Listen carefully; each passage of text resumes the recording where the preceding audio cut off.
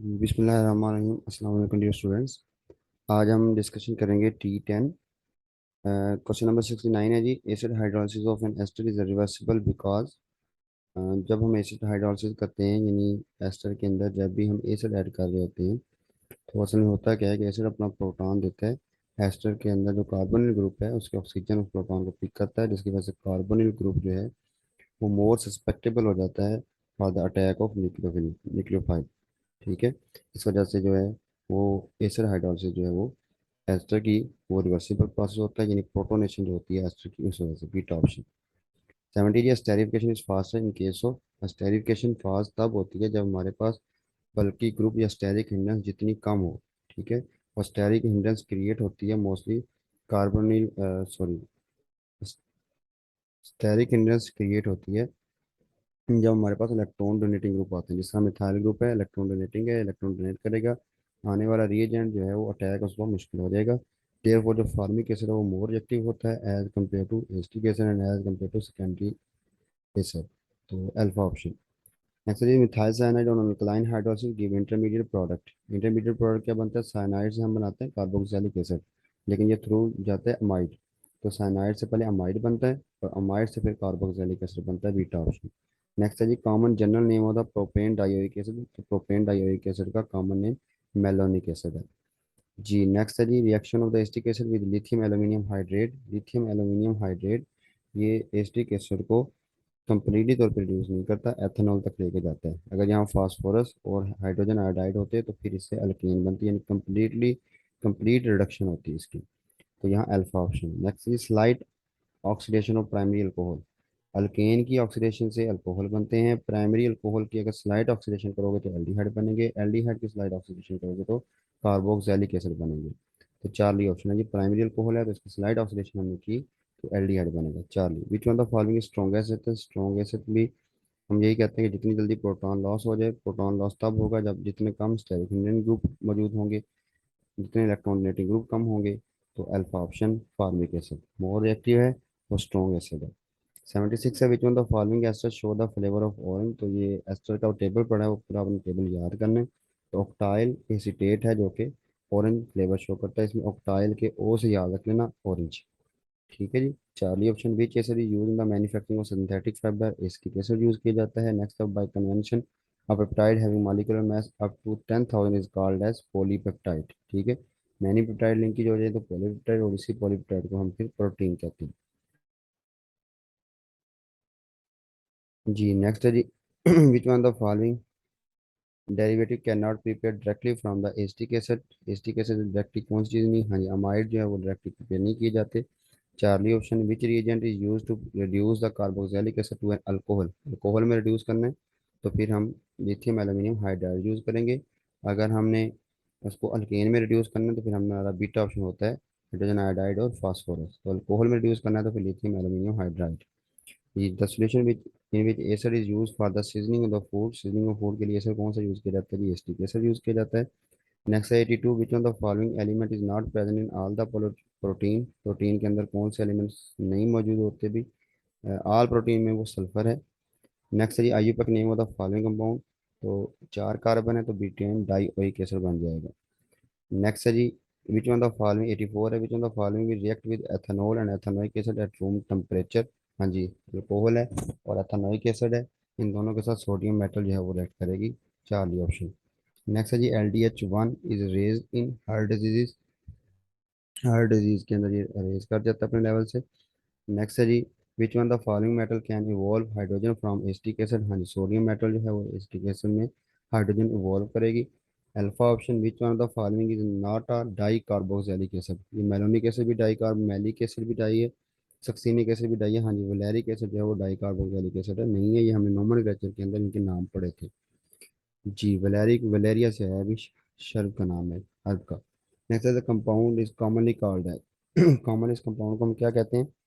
हाँ जी कितनी कार्बन है हमारे पास? चार कार्बन, हाँ जी टार्टेरिक एसिड कहते हैं, चार्ली ऑप्शन है। ये हमने आइसोमेरिज्म के अंदर पढ़ा था टार्टेरिक एसिड, जिसमें हमने कायरल कार्बन पढ़ा था। टार्टेरिक एसिड में दो कायरल कार्बन होती हैं और चार इसके ऑप्टिकल आइसोमर होते हैं, चार्ली ऑप्शन। नेक्स्ट है जी reverse of esterification is known as. Esterification के रिवर्स को हम हाइड्रोलिसिस कहते हैं। The general formula monocarboxylic acid CnH2n+1 COOH, ये इसका जनरल फार्मूला होता है जी। Beta option. नेक्स्ट है जी, C double bond O bond and C double bond C bond are similar in which on the for, किस way में ये similar है। सिमिलर क्या कहेंगे, both are made of one sigma one pi, बिल्कुल ये बात भी ठीक है। दोनों प्लेनर हैं जी, ये बात भी ठीक है। डबल बॉन्ड है, दोनों में sp2 हाइब्रिड ऑर्बिटल होगा, तो ये बात भी ठीक है, तो ऑल होती है जी, delta option. Carboxylic acid can change into the acid chloride by treating with, हाँ जी, थायनाइल क्लोराइड से हम इसको ट्रीट करते हैं। थायोनाइल क्लोराइड SOCl2 होता है, थायनाइल क्लोराइड, इससे ट्रीट करके हम इससे एसिड क्लोराइड बनाते हैं। Beta option. नेक्स्ट है जी, which one the which product is not found when acetic acid react with SOCl2। हाँ जी, जब SOCl2 से आप अटैक करते हैं, एक तो एसिटाइल क्लोराइड बनता है, दूसरा HCl बनता है, और तीसरा SO2 गैस लिबरेट होती है। ये मिथाइल क्लोराइड नहीं बनता, alpha option. Which one the following reagent is use to convert acetic acid to ethane. ठीक है, ये मैंने बताया हुआ है। आप इथेन में कन्वर्ट करना चाहेंगे तो आपको कंप्लीट रिडक्शन करनी पड़ेगी, स्ट्रॉन्ग रिड्यूसिंग एजेंट यूज करना पड़ेगा, और HI और फास्फोरस यूज करनी पड़ेगी। अगर लिथियम एल्यूमिनियम हाइड्राइड होगा तो ये सिर्फ और सिर्फ उसको अल्कोहल तक लेके जाएगा, तो बीटा ऑप्शन है जी, अल्केन तक लेके जाना है, तो beta option. The weakest carboxylic acid, जितनी कार्बन ज़्यादा होंगी उतना वो वीक होगा, तो 3 कार्बन है इसमें बीटा ऑप्शन में, तो ये वीक होगा। स्ट्रॉन्ग जिसमें कार्बन इतनी कम होंगी, अल्फा। नेक्स्ट है जी, C2H5Br, इसका KCN के साथ रिएक्शन करें, इंटरमीडिएट A बनेगा, फिर वाटर के साथ रिएक्शन करें तो B बनेगा। The compound B is, B कौन सा होगा जी, प्रोपानोइक एसिड होगा बी। हाँ जी, नेक्स्ट है जी, carboxylic acid is often derived with the use of Tollen agent from the oxidation of what organic compound. हाँ जी, किसकी ऑक्सीडेशन जी, aldehyde. Beta option. Carboxylic acid can be prepared by hydrolysis of nitrile in acidic condition. If acetonitrile undergo hydrolysis, what is the product. तो product क्या होगा भी इसका, acetic acid बनेगा। एसिटोनाइट्राइल है तो उसी से एसिटिक एसिड बनेगा।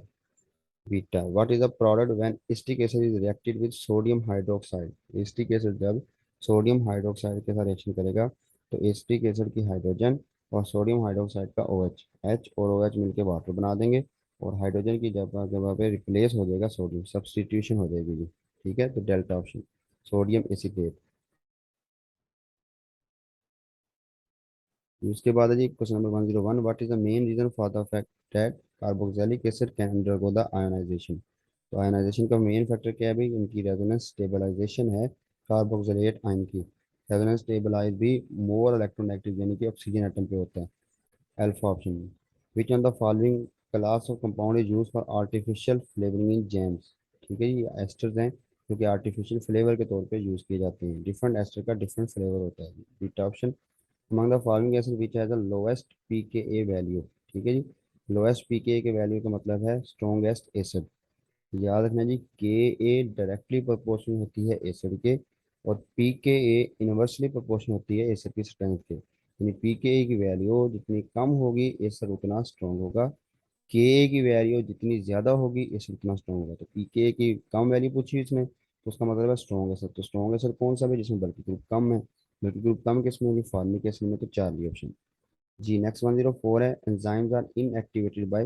हाँ जी, किस तरह इनएक्टिवेट हो सकते हैं, को एंजाइम से भी एक्टिवेट नहीं होते, ऑप्टिमम पीएच मेंटेन करेंगे फिर भी एक्टिवेट इनएक्टिवेट नहीं होंगे। हाँ, सपोजिंग बीटा रेस से एक्सपोज करेंगे तो ये इनएक्टिव हो जाएंगे, delta option. Heredity transportation from the generation to generation किसकी वजह से होती है, न्यूक्लियोप्रोटीन की वजह से होती है। The linkage found between the amino acid on condensing that NH CO bond is found as peptide linkage कहते हैं इसको, यानी कार्बन नाइट्रोजन की जो लिंकेज होगी वो पेप्टाइड लिंकेज होगी। इस तरह ये बढ़ती जाएगी तो उसको पॉलीपेप्टाइड लिंकेज कहेंगे। नेक्स्ट है जी, फास्फोगोली aromatase enzyme is used for the addition and removal of a to form double bond। हम किसकी एडिशन करेंगे, तो ये हमारे पास,